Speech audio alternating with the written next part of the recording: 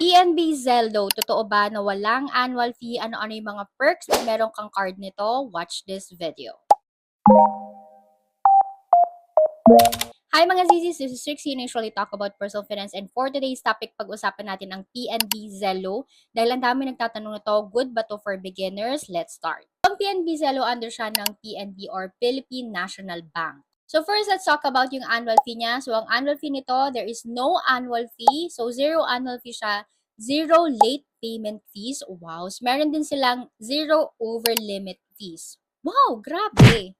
Kiniklaim daw nila na meron silang lower finance charge. So, this is very nice. Meron din silang lower minimum amount due. Grabe.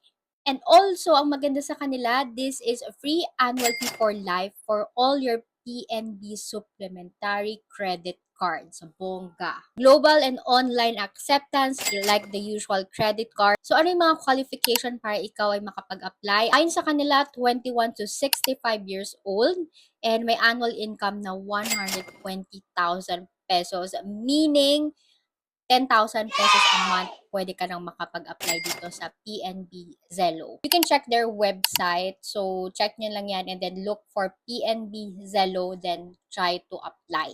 My honest thoughts about this credit card, very beginner-friendly siya mga sisi ko. Ang baba ng requirements, 10,000 lang pwede ka nang makapag-apply ng card. Grabe, no annual fee for life, pati doon sa mga supplementary card mo, no annual fee for life.